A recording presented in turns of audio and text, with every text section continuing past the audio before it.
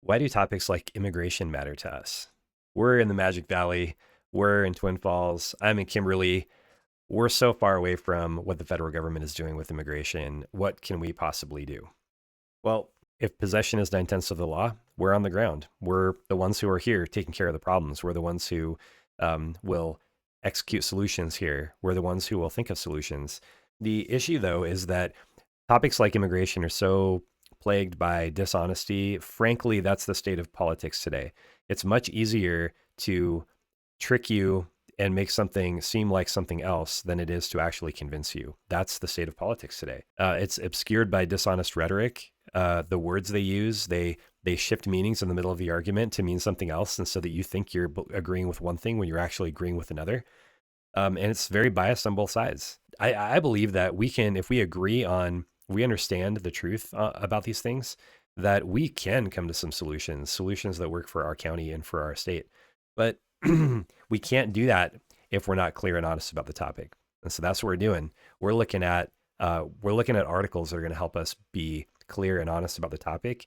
And even if you don't care about the topic, these principles apply to any topic you can imagine.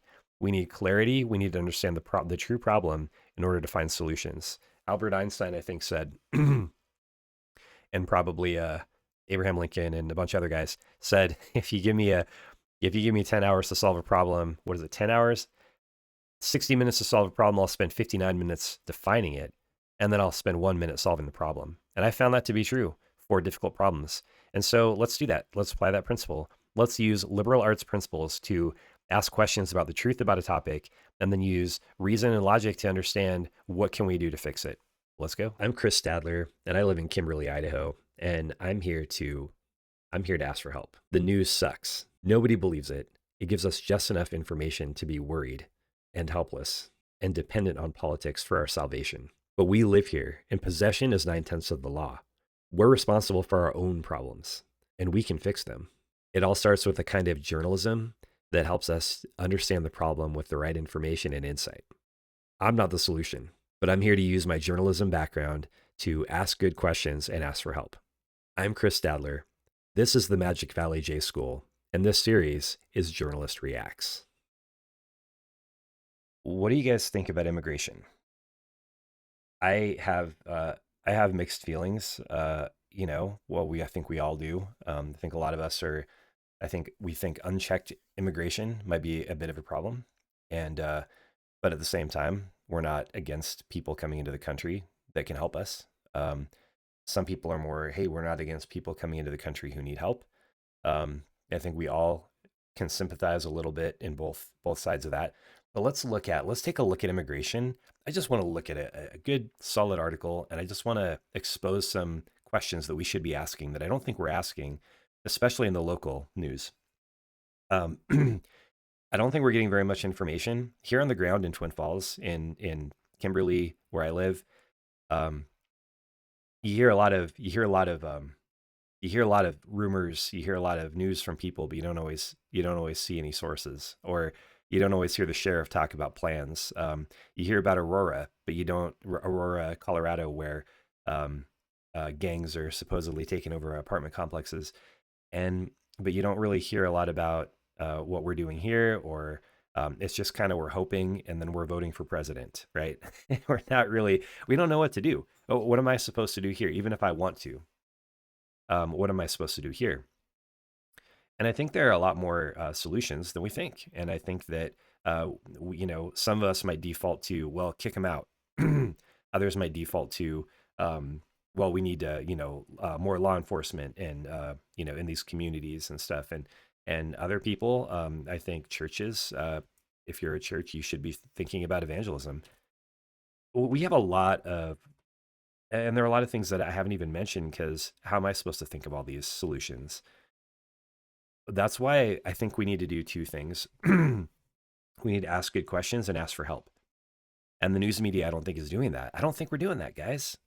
We could be doing so much better, I think. So let's take a look at one article, and let's just expose some things, because I think that's what the media is supposed to be doing. And let's think about it together. And let's take a look. There's this article from Deseret News. Um, and a bunch of stuff's behind a paywall, local stuff like the And so I'll deal with that later. But here we have a little article, and I really want to I want to dig into a little bit, probably piece by piece. This might actually be a couple of different videos that we have. Is the solution to America's immigration crisis hiding inside an Idaho dairy farm? Okay, so I think you can generalize from good ideas. You can generalize from sometimes you can generalize from an example. You can say, hey, there's an example of how it should work when the attitudes are lined up correctly, when people's attitudes are right, when we have the same plan. And you can look at an anecdote, right? A small example um, of a situation and say, okay, here's how we should always do it. There are going to be a lot of assumptions in this kind of thing, though. You're going to have to assume that all the important variables stay the same, and the important variables that need to change, right? Like our attitudes. So this article it may be. I'm hoping there's a mix between a free market solution where you get people who are participating in the labor force, and then also a social kind of solution where they're getting integrated in our society in the important ways where we kind of have to agree in order to function well as a society. And so we can talk about any of these things more if you let me know. All right. In his book, Crossing Borders, The Reconciliation of a Nation of Immigrants, Ali Noorani presents stories of American communities directly affected by the ongoing debate on refugees and immigration. Okay. So this sounds like let's just break down what this is supposed to sound like. So this is a homie kind of like, hey, inside an Idaho dairy farm. Guys, it's Idaho. It's small town Idaho, man. The salt of the earth. Of course, this is going to be the right answer because it's down home people, right? So of course we're going to find the right answer here. Unclear, right? But this is one of those things that it has the feel of a documentary where it's like just the facts. We're just showing you the facts, but it also I know I can feel the manipulation, right? Um, it's just good storytelling. But what you have to do when you look at stories like this, where you can feel the manipulation already, where it's kind of setting you up and it's going to tell you a story where there's a protagonist you're supposed to like and an antagonist you're supposed to not like, or anything like that, or a problem that you're supposed to solve and you want to be on the right side of that problem, then there are going to be some assumptions that you have to be really careful that you don't buy into. And there are going to be some things that are great about it. These stories can be true, mostly true, false, or mostly false. I don't know, somewhere in between. All right, so in his book Crossing Borders, the reconciliation, okay, that's a strong word. That's going to be reconciliation is always good, right?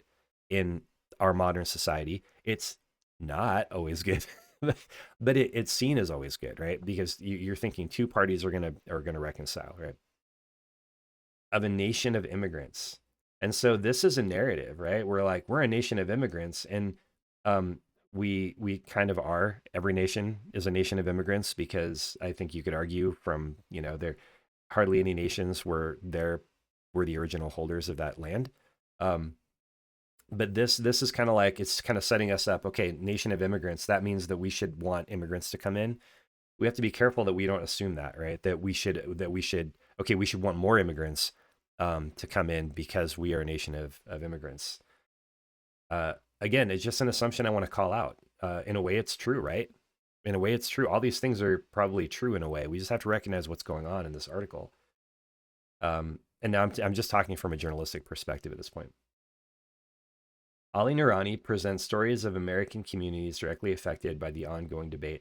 So, stories of of American communities directly affected. So this feels like a survey. It feels like authoritative. Okay, he is the one, or Ali. I don't know. Is that a girl, Ali Noorani, or is it Ali Noorani? Like I don't know, from Middle Eastern, or is it like I don't know. You can't really tell. I'm hoping I'm pronouncing it right. Stories of American community directly affected. So it feels like it's supposed to be representative of these American communities. Like this is the story of the American communities who are directly affected by the ongoing debate on refugees and immigration. So again, it just feels like they're trying to set this up as this is authoritative. Okay, I'm going to try not to talk more about the bias or the point of view, right? Point of view. Okay, let's check it out. Bob Narabout. That sounds Dutch. I don't know. And his wife Doris married in 1972. They were college students. He was a 19-year-old studying dairy science. She was 21 studying to become a teacher. So very down home, very classic. The 1972. These people are, you know, people we should like. I'm getting the feeling. She was 21, studying to become a teacher. She is short, soft-spoken, even-keeled, and no nonsense. So that's like, of course, like, yeah, that's what you want. Bob is the consummate host, looming over the table with his long legs, holding a good bottle of wine, and when talking about immigrants and immigration, guaranteed to offer a good cry. That's interesting. Don't know what that means at this point. But this is sympathetic, right? We're like, okay, they're a solid couple, right? Um, she's she's the strong one. He's sensitive, drinks wine, and will cry. So they're the perfect modern couple, right? In 1981, when they purchased their dairy in the Lower Peninsula of Michigan, there were 225,000 dairies in the United States. In 1998, when they sold, there were only 70,000 dairies. After adding 3 adopted children to their existing family, Bob and Doris headed west. They had a brief stint in Utah before Bob joined the Idaho Dairymen's Association in 2002. Okay, so he's a dairyman. Again, salt of the earth, classic representative of small town, right? I mean, this is what I'm getting the impression. I'm not being cynical. I'm just saying this is the impression that I think we're supposed to get, right? Idaho is known for the posh mountain enclaves of Sun Valley and the right wing militias of the far north, but with the fifth largest agricultural economy in the country, behind the large meat processing states of the Midwest, the state depends on natural resources for more than entertainment. The dairy industry accounts for 34% of Idaho agriculture industry's cash receipts in 2019. So dairy, big, right? Ranking behind California and Wisconsin in terms of milk production. Great. Ad. Twin Falls, Idaho, the largest city in the Magic Valley. So this is us, right? Sits at the elevation of 3,700 feet. The 125-mile drive from Boise is flat, and on a clear day, is flat, sorta, I guess. You can see the Sawtooth National Forest to the north. The smell of dairy farms signals your arrival in the Magic Valley. Over the course of the 2000s, Twin Falls population grew from just over 35,000 to approximately 44,000. During this period, the Asian community grew 105%, Black population 251%, Hispanic nearly 85%. Since then, the population was nearly 50,000, making Twin Falls the seventh largest city in Idaho. So they're pointing out that most of the growth, or at least, so let me say it this way: the growth of these populations outpaced the growth of the population, right? Because 35,000 to 44,000 is not 100% growth. That these people are all 100, even Hispanic is 85%, which is more than the growth of the population in general. So making the argument that, hey, this is, we do have a lot of immigrants. The demographics are changing. The Idaho dairy industry is a classic American immigration story. An initial wave of dairy families came to the United States from the Netherlands. Of that generation, Hans Brouwen, I'm guessing, because I watch too much Dutch soccer. A Dutch immigrant and former dairyman in Idaho told the Idaho Press they either came because their farms were destroyed in the war, or they had siblings that took over the family dairy, and it was time to leave. So this wanted to be in the. All right, so they're pointing out that, hey, it's always been. I think it's always been dairy has a tradition of immigration, right? And so I think the danger in this is just saying, like, okay, there's always been immigration. I think conservatives need to realize that. Let me change the view here and try to remember to send it back. All right, I think we need to realize that conservatives especially need to realize that immigration isn't the problem, and we need to not talk about it like it is, right? Um, Liberals need to Democrats need to realize that that nobody thinks that immigration is the issue. But I think what we have here is, if we can get everybody to think that immigration is the issue, right, rather than a over immigration or excessive immigration or bringing in military age, people, if that's what's really happening, I don't know.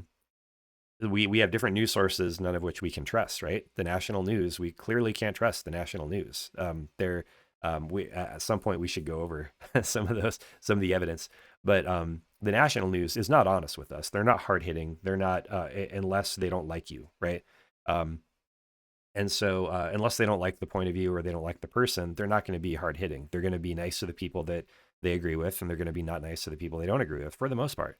Um, Occasionally, they start to feel patronized because the people they agree with are are so bad that because they've made them that way, right? When the press doesn't hold you accountable, your group becomes very sloppy and soft and not good at what they do because there's no accountability. There's no pressure to get better. It's kind of the way humans work. So, um, and so that I think what we need to do is we need to be careful. Conservatives need to be careful not to package immigration with the mass immigration that we're talking about. We need to realize those are two different things, right? Immigration is not a bad thing, especially if we can bring people in to become like us in the important ways, right? Where we all can live under the same form of government, and we can all live under the same values, the values that are necessary for us to be the same. And then they can bring a lot of their like how cool is Little Italy, right? In New York, um, in Chicago, Chinatowns, across the United States. Um, I don't know that there's anything wrong with that, right? I mean, they have their own cultures, but they also participate in the system like we do. They adopt Western ways of thinking, and all I mean by that is just logic tied to truth, tied to a reason that we're here, right? Tied to a right and wrong. And if we don't know, if we don't agree on right and wrong, well, we're going to have a problem, right? We're not going to be able to vote for the same people for the same reasons. Our arguments are going to go past each other because, oh, we should do this. No, we should do this. And the why is totally different. And so you're not even talking the same language. You're just basically saying, here's my preference and here's your preference. And we should argue about preference. And it's like, well, I can't, ultimately, we're arguing about what you think is right and wrong, and what I think is right and wrong without ever talking about what we think is right and wrong. Because at the base of the argument, that's what's there. So we have to be really careful as, conservatives in the area need to be careful that we're not saying immigration is the issue. No, I think what you mean is mass immigration is the issue. Unchecked immigration, unpurposeful immigration, or immigration that seems like they're just importing voters is the issue, right? Not immigration. And so when I think this article is either saying, hey, realize that immigration is not the issue, that is not the issue that we're dealing with here, because we've always had immigration. The other thing this article might be doing is trying to paint immigration as, well, immigration has always happened, so mass immigration is okay. And he would never say that if that were his goal, he would never say that. But he would, what you do is you imply stuff, and it's a little bit of a trickery, right? It's a little bit of trickery, and I think that's why verbal forms of communication can be it's a lot harder to hide things than if you're watching a movie or a documentary, because then they put that nice mood music back there, and they kind of draw you in like oh, look at this family, oh man, look at this, wow, how can you be against this thing that hurt this family? And it turns out to be wrong. It turns out to be manipulation, right? Okay, so let's continue a little bit because we're 17 minutes in and we should probably cut it off soon here. As the national dairy industry became more concentrated, the Magic Valley emerged as a critical hub. Since the mid 1990s, the number of dairy farm jobs in the region increased tenfold. Let me remember to switch back. Um, Tenfold, and the number of processing jobs increased almost fourfold. Together, these 7,200 jobs made up almost 12% of employment in the six-county area in 2015. Um, Meanwhile, the region became home to 70% of the state's dairy cows and 10% of its people. The community was twice as Hispanic as the state overall, with a foreign-born population more likely to only speak Spanish when compared to the rest of the state. While national leadership certainly matters, durable solutions to the politics of immigration do not start at the top. Wait, okay, hold on a second. Let me reread this. Well, national leadership certainly matters. Durable solutions to the politics of immigration do not start at the top. Okay, I absolutely agree with that. And I almost want to start this as a new video. Let's see what happens. I might want to address this in a new video. Well, national leadership certainly matters. Durable solutions to the politics of immigration do not start at the top. I somewhat agree with this. Let's see what he says. Institutions and leaders at the local level who are deeply enmeshed in the culture and values of their community are critical. Often, they stand alone or with a small few to face the strongest winds of opposition. Deeply opposition to what, though? He's not telling us that. So this is either he forgot, he could have done a better. He either forgot, he could have done a better job writing this, or he's smuggling something in, because he's saying to face the strongest winds of opposition to what? What policy are these leaders supposedly? Um, sup- let's see. This is a red flag to me. It doesn't mean he's being dishonest, but it's a red flag. Look for things like this that don't make sense or it feels like they're jumping over some assumptions to get to their conclusion. The challenges to global immigration and the development and implementation of reforms to our nation's immigrant systems depend on the support and engagement of local communities. Okay, let's reread this again too, because I'm starting to get suspicious of this guy. The challenges to global immigration. Okay, but we're not talking about that. We're talking about local immigration. Let's see why he chose to write that. And the development and implementation of reforms to our nation's immigration systems depend on the support and engagement of local communities. Okay, but what reforms are we talking about? Is he assuming a kind of reform? Is he assuming a point of view on this reform? I'm not sure. He hasn't said yet. This is what I saw in the university when I was sitting in a lecture, and when a professor was trying to smuggle in an idea, they would be really vague about things, and then they would build up this kind of vague feeling without giving you information that you can test, logical information that you can do logic on because it's too vague to do logic on. And then they would, voila, here's the idea. And you're like, whoa, where did that come from? It doesn't seem, this idea that I've always thought was wrong doesn't seem so out of this world now. Why is that? And then you go back and then you look at the argument they made and you're like, they didn't really make an argument. They jumped over a whole bunch of stuff. And whenever someone's trying to change the definition on you or the assumption of a definition on you, watch out because the sales pitch might be coming and they might be trying to preach to you in a second. So let's take a look. Look, I haven't read this before. This is the first time I'm seeing this.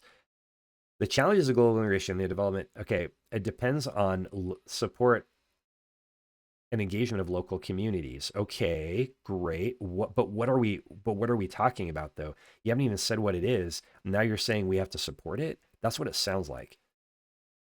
It is places like Idaho, one of the most conservative states in the country, where the tension can sometimes seem the greatest, where anti-immigration politics and policies are downstream from a culture isolated from demographic change. Okay. Okay, so is he saying we're country bumpkins and we don't understand demographic change? I don't know. I can't tell what he's trying to smuggle in because he's not being clear about this. And that's my problem with this article. All right. Let's read it again. It's a place like Idaho, one of the most conservative, yes, where tension can seem the greatest. Okay, sure, it can seem the greatest. Um, it might not be the greatest, but it can seem the greatest. Sure, I guess, right? Um, well, I guess that's another thing. When he says where the tensions can sometimes seem the greatest, I don't know that the tensions are the greatest here. I really don't. I hear people who are frustrated occasionally. I hear people who are, you know, welcoming and dealing with it in a different way. I don't really know. I think we're conservatives, so we look at the national news and yeah, we see we get frustrated because we're wondering what our future looks like. Okay, where anti-immigration policies and policies are downstream from culture, isolated from demographic change. So in other words, we're isolated from demographic change, but he just said we're not because our demographics are changing. So I'm not really sure what he's saying here. It almost sounds like he's saying in Idaho we don't know. In rural places like this, conservative places, we don't really know. The politics are from a place of ignorance. It sounds like is what he's saying. Our policies, our ideas are from a place of ignorance. But let's see. I could be wrong. That's just what it's really sounding like to me. And we got to take these slowly, or these long form articles, which I appreciate, but that don't seem to be doing logic very well and seem to be hiding something. And then maybe this is a good place to stop. We'll see. But in Magic Valley, where locals began working alongside their newest neighbors on dairy farms dotting the expanse of central Idaho, something uniquely American occurred. Okay, so he's saying that whatever's happening, he's about to tell us, that's American. So his definition of American is whatever we're about to see, right? They found human solutions to some of the nation's more pressing immigration issues. Okay, so, and I think he might have a point, whether conservatives like it or not. I do think he's smuggling things in. I do think he's assuming definitions that we don't all agree with. I do think he's being a little bit manipulative. He's trying to tell a story. Usually, stories are long form stories like this are biased. They're coming from his point of view. But I think that let me go back to the main. There we go. But I also think that there may be some things we can find in here. Those of you who think we're just going to stop immigration and that it's going to be we're going to be able to remove all the immigrants, well, first of all, there are workers we want here, and I don't know if there is a mechanism for bringing those people in. At the same time, we want to control that, and it does feel to some of us it feels out of control, right? And so we do have some important thinking to do, and there is clarity to be found in it. There is clarity, right? A lot more clarity than the news is giving us, a lot more clarity than we find in articles like this, probably. But reading articles like this and responding to it and thinking about it, the solution might be found in having some of these different points of view. The solution isn't stop all immigration. The solution isn't open the borders completely. At least I don't think so. And I don't think I'm overly biased in saying that. The solution is somewhere in between where we're controlling it and where we're Americans are in charge of it. We have to be the ones who make the decision. It has to be good for America. Now, the question is, what is good for America? We're going to get to all these things, Lord willing. And, but in the meantime, man, I hope you guys are, I don't know. I think we need a tagline for this. Something about like encouraging people to think, encouraging people to just ask questions and get to the bottom of some of these things by curiosity, by not being manipulated, by thinking for yourself. I know that's not something we teach in school, but maybe there's a Latin phrase I can use or something like something um, uh, sola veritas or something, where it's truth only. Sola veritas. I don't know the article. I don't know the ending of the solus. So I don't know those. But anyway, so until next time, you guys, appreciate you watching. Guys, just a reminder that asking the dumb questions is the most important thing you can do in a world where everyone wants you to skip past the most important questions. They want you to think that if you ask the important questions, that you're naive and you should already know the answer because it's so simple. But the truth is, to get to the bottom of tough issues, you ask the dumb questions, the basic questions, the questions they don't want you to question. If you guys have questions, if you guys have comments, I would love to hear them in the comments of this video. Or if you're seeing this in Facebook, in the comments in Facebook. And in the meantime, guys, keep asking the dumb questions.